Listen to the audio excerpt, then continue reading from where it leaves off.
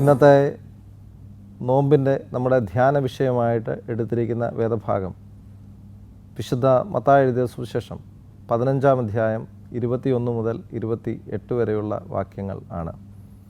യേശു കർത്താവ് സോർ, സീദോൻ എന്നീ വിജാതീയ നഗരങ്ങളിലേക്ക് പോവുകയാണ്.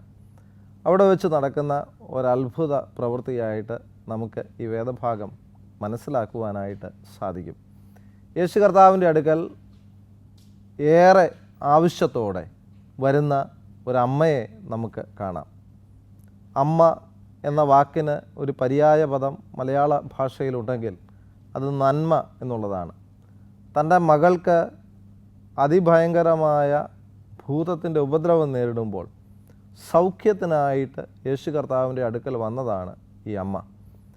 ഒരുപാട് തിരസ്കരണങ്ങൾ നേരിട്ടുവെങ്കിലും തൻ്റെ ആവശ്യം നിറവേറ്റി ദൈവസന്നിധിയിൽ നിന്ന് മടങ്ങിപ്പോകുന്ന സ്ത്രീയെ നമുക്ക് കാണുവാനായിട്ട് സാധിക്കും.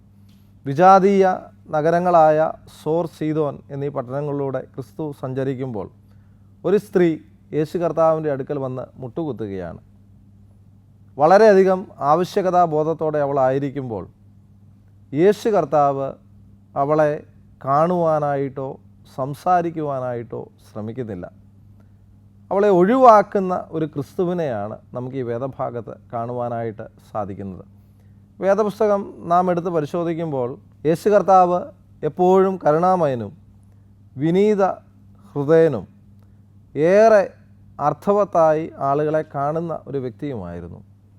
എന്നാൽ ഈ സ്ത്രീയെ ഗൗനിക്കുന്നു പോലുമില്ല. ശിഷ്യന്മാർ യേശു കർത്താവിൻ്റെ അടുക്കൽ വന്ന് പറയുകയാണ്, കുറേ നേരമായി അവൾ നമ്മളെ ഉപദ്രവിച്ചു കൊണ്ടിരിക്കുന്നു, അല്ലെങ്കിൽ നിലവിളിച്ചു കൊണ്ടേ ഇരിക്കുകയാണ്, അവൾക്ക് ആവശ്യമുള്ളത് ചെയ്തു കൊടുക്കണം.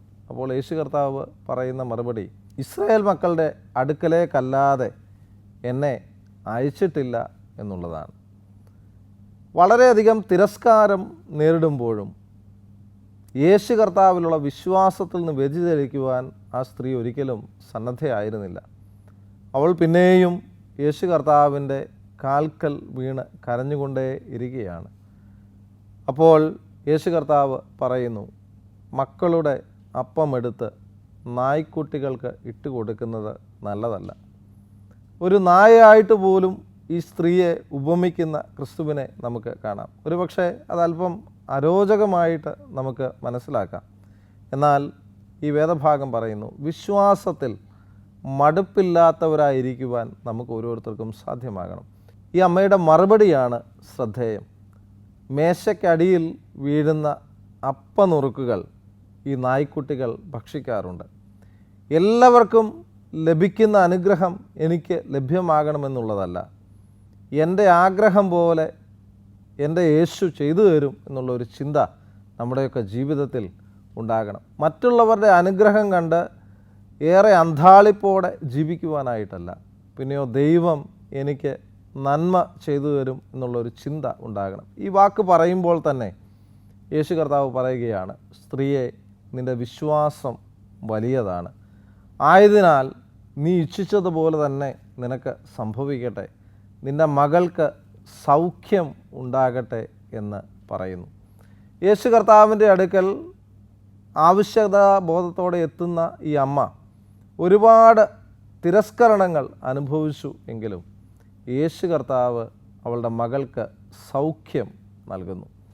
ഇന്ന് വിശ്വാസ ജീവിത വഴികളിൽ പല തിരസ്കാരങ്ങൾ നമ്മുടെ ജീവിതത്തിൽ ഉണ്ടായി എന്ന് വരാം. ദൈവം പോലും ഗൗരവമായിട്ട് നമ്മുടെ പ്രാർത്ഥന കേൾക്കുന്നില്ലേ, നിലവിളി കേൾക്കുന്നില്ലേ എന്നുള്ള ഒരു ചിന്ത നമ്മുടെ ജീവിതത്തിൽ ഉണ്ടാകാം. എന്നാൽ പ്രിയമുള്ളവരെ, ആവശ്യകതാബോധത്തോടെ ദൈവസന്നിധിയിലായിരിക്കുന്ന ഏതൊരാളെയും ഉപേക്ഷിക്കാതെ അവരുടെ വിശ്വാസത്തെ മാനിക്കുന്ന ഒരു ദൈവമുണ്ട്. ആ ദൈവത്തിൻ്റെ സന്നിധിയിൽ നമുക്ക് അഭയപ്പെടാം, ആ ദൈവത്തോട് നമുക്ക് നിലവിളിക്കാം, അതിനാൽ അനുഗ്രഹം പ്രാപിക്കാം.